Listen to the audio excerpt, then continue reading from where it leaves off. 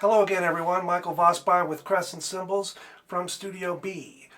Recently I started a video blog, and since that time I stumbled upon an old video teaching segment I did with brushes from 30 years ago that I got a lot of good response from, and people have asked me to do a few more. However, there's so much good material out there for education that I'd rather just focus on some tips and tricks that pros have used, things I've learned over the past that I might pass along.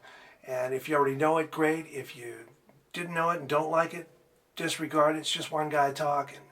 But I'd like to start by talking about something very simple, like the way we set up the bandstand, however, from a drummer's perspective. There are a lot of ways to set up bandstands, as we all know, but let's start with the way a drummer orients himself at the kit.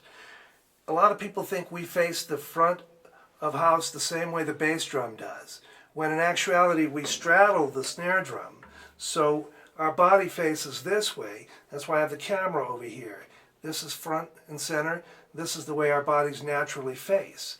So that brings to mind certain ergonomic principles that we'd like to get working for us, if we can, on the bandstand. It's very difficult looking this way to play the drums and look back there. Very difficult indeed. So what we want to have is our wheelhouse right here because of our orientation at the kit. That means we can see everything very clearly this way, not so much that way. Oftentimes we're called upon to read music. You might be on a riser that's jumping around. You have to be able to grab that music in case it's going to fall. You have to turn pages. You have DS's and codas and repeats and all manner of things.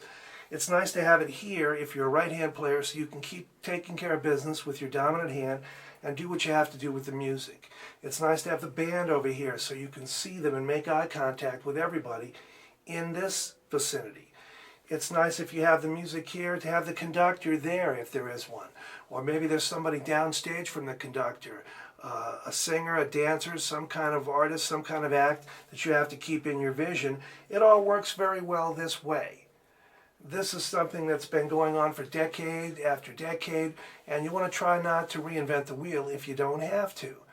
Now, that being said, there are some times when staging considerations will trump the drummer's needs.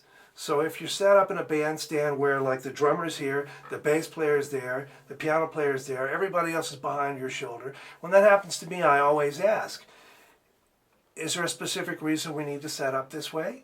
If so, I'll be happy to accommodate it. And so oftentimes there is. Yeah, Michael, there's actors' entrances and exits. There's props moving in and out. There's a camera on a dolly. It could be any number of things. The leader needs to be closer to the people.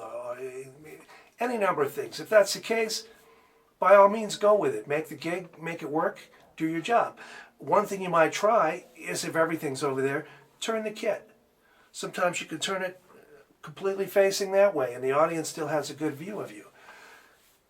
But this stuff, if you keep it in mind, it can really help you out of some situations that are most awkward if you don't keep that in mind.